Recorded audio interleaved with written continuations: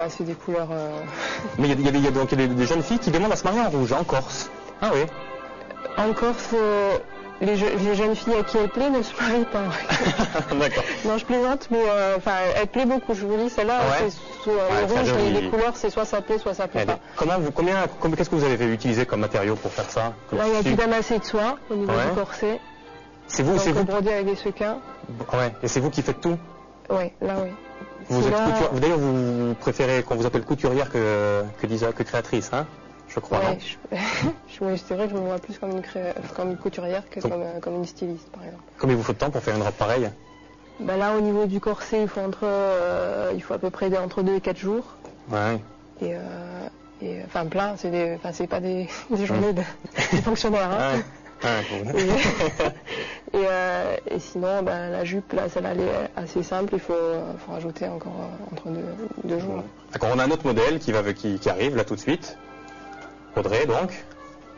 Audrey, c'est plus minimaliste, hein, Audrey. Il n'y a plus de chaussures. Ça plaît aussi. Ça plaît aussi, donc j'imagine que... Oui, il y a un peu tout. Hein. En robe de mariée, maintenant, on peut tout faire. Ah ouais. Ce qui est agréable quand on fait des robes de mariée, c'est qu'on peut... on a toutes les demandes, quoi, en fait. Alors, vous travaillez comment? Vous travaillez sur commande? Comment ça se passe? Donc, soit les demoiselles ont déjà une idée en tête et on voit... Ouais. Pour que l'idée qu'elles ont aille bien avec leur physique et avec l'idée qu'elles se font du mariage. Soit elles regardent sur les photos qu'on a déjà dessus des catalogues qu'on a déjà fait. Le catalogue que j'ai en main qui est super bien fait. Donc on vient et on choisit sa robe là. Faut combien de temps pour on choisit à peu près le style parce qu'en règle générale les robes elles sont faites à l'unité donc je ne promets pas de faire... on essaie de faire... Il faut un an pour se préparer à un mariage. Et moi, j'ai une de vos créations, une petite création, puisque c'est un gilet. Ouais. Hein, vous faites aussi pour les hommes, donc, apparemment. Voilà, pour les aussi défile, tiens, c'est mon heure de gloire. Hop. Donc, c'est quoi? Allez-y. Donc, ça, c'est un gilet traditionnel. Qui est basé sur un modèle traditionnel corse. Il faut un pantalon en velours aussi, j'imagine? Il y a un pantalon en velours. Il faut pas que ça soit en été, quoi. Ouais. D'accord, faut se marier en hiver. Il y a les vestes aussi. Donc celui-là il est doublé en soie et il est sérigraphié avec les armoiries de la nation corse. Ouais, c'est super. C'est spécial pour le bicentenaire. C'est très très joli. Est-ce que vous vous sentez bien dans cette robe, Odile? Oui, ça va. Est-ce que ça vous donne envie de vous marier? Non, pas encore. Plus tard. Et vous, Audrey, est-ce que vous vous sentez bien dans cette robe? Oui. Vous êtes étudiante? Non, je suis. Pardon? Je ne suis plus. Vous n'êtes plus. Et ça vous donne envie de vous marier, vous aussi? Oui. Bon. Bien, merci en tout cas toutes les deux d'être venues. Vous êtes très très belles. Voilà. Je vais vous reprendre ma place, moi. Hop. Alors, donc, combien vous avez de commandes? Comment ça se passe en ce moment-là? Donc là, il y en a de plus en plus, parce qu'il n'y a pas beaucoup de corsetiers sur la Corse. Ouais. Et vu que je suis très spécialisée sur le corset, je fais aussi des robes plus simples que d'autres robes, mais c'est vrai que je suis très spécialisée sur le corset. Combien ça coûte, une robe? Une robe, ça va il y a les plus petites à 400, et puis après, ça dépend du travail. Si on fait appel à des paruriers, des plumassiers, des brodeurs, on peut monter à 4000, on peut aller plus... S'il faut du tulle de soie, donc là, après, ça dépend beaucoup de choses. Est-ce que vous remarquez justement, Aurélie, qu'on met beaucoup d'argent dans les mariages? Est-ce que ça vous étonne ou est-ce que ça vous étonne pas? Non, ça m'étonne pas, parce que les gens... mais non, mais c'est vrai que les gens veulent un mariage inoubliable, c'est le plus beau jour de leur vie. À 4000 € la robe, il est inoubliable, oui, ça c'est... Ben oui, parce que bon, c'est vrai que les gens, les femmes ont toujours rêvé depuis toute petite d'être une princesse le jour de son mariage. Donc c'est normal qu'ils veulent quelque chose de beau. Vous les sentez, vous, ça, que les filles qui arrivent, elles ont envie d'être princesses? Oui. Il y a à peu près, peut-être même les 3/4 qui veulent la robe de princesse. Ah carrément, la robe, vous dites, je veux une robe de princesse. Qui voit la robe de princesse et c'est souvent la robe avec beaucoup de tulle, bien ample, avec qui brille, la robe quoi. Les hommes, ils ont leur mot à dire avec vous? Non, jamais? Je les vois pas souvent les hommes. mais non, ils ont en règle générale non. Ouais. Et chez vous, ils ont un mot à dire les hommes, justement? Vous discutez plus avec qui? Non, parce que je ne sais pas qu'est-ce qu'ils commandent, C'est tous les deux. Hein. Ouais. Des fois les parents. Il faut savoir aussi l'avis des parents parce qu'eux aussi sont stressés par rapport à leurs enfants. Hein. Alors quel problème vous retrouvez souvent, le problème récurrent que vous retrouvez dans un mariage? Quand on est 80 personnes ou 400, il y a toujours la même chose, hein, j'imagine? Oui. Par exemple? Non, ça sera pas un cauchemar, puisque...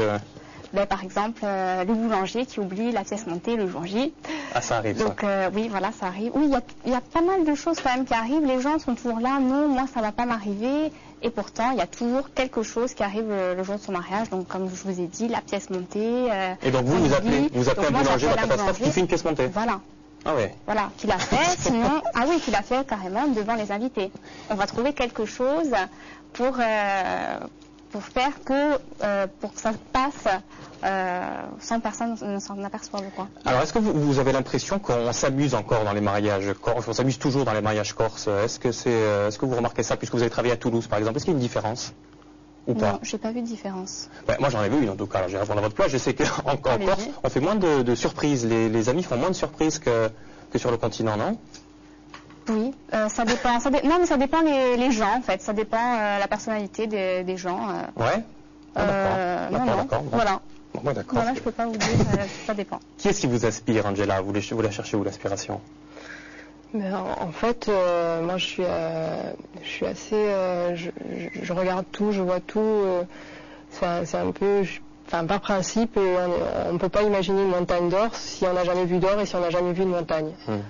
Donc c'est vrai que j'aime bien être à l'affût de tout. J'aime les matières, j'aime toucher les matières, j'aime aller. Si je suis dans un magasin de tissus, moi je suis au paradis, quoi, en fait. Et c'est vrai que je dirais pas que j'irais m'inspirer des créateurs, mais il y a toujours des détails qui me restent, en fait. Ouais. Et à Corté, vous êtes la première à faire ça, non, j'imagine. Pourquoi vous avez eu cette idée comme ça? Oui. Comment ça vous est venu? En fait, je suis passionnée par la couture, je couds depuis que j'ai 9 ans. Donc, il y a un moment, même si c'est vrai les parents ils disent c'est pas sérieux, c'est difficile. Ma mère était couturière, elle disait que c'était difficile. Donc après, il y a un âge où si c'est ce que vous voulez faire, on le fait. Et puis donc ça passe forcément par poser une marque, si on veut le faire sérieusement. Votre maman vous aide en plus de temps en temps. Elle vient régulièrement m'aider, ouais. Et vous, comment ça vous est venu cette idée d'être wedding planner? Moi, en fait, avant, j'étais assistante de direction. Et le fait est que mon beau-frère est photographe, et donc travaillant dans le monde du mariage. Ça m'a donné envie de rediriger ma vie en associant les deux, en fait, l'organisation et la beauté d'un mariage. Et ça vous plaît? Voilà. Ah oui, c'est un métier, au fait, passionné et organisé. Mais de plus en plus, il y a beaucoup de mariages qui finissent par un divorce. Est-ce qu'il y a des wedding planners pour les divorces? Est-ce que vous pensez que c'est pas un créneau à prendre? Non, mais ça existe. non, mais ça existe. Et voilà, j'imagine, oui. Non, pour l'instant, non, vous restez dans le... non, je fais ça pour faire rêver les gens. Je dis rapidement votre site internet, organisation@prestigewedding.fr, et un autre wedding planner, orange.fr. Vous retrouverez donc cette créatrice et d'autres créatrices, donc Angela, au salon du mariage, Palais des Congrès à Ajaccio, et vous serez là pour donner encore vos conseils. Je vous remercie à tous deux d'être venus. Merci aussi à Odile et Audrey d'être venus. Et puis nous, on se retrouve demain. Passez une excellente après-midi. À demain. Au revoir.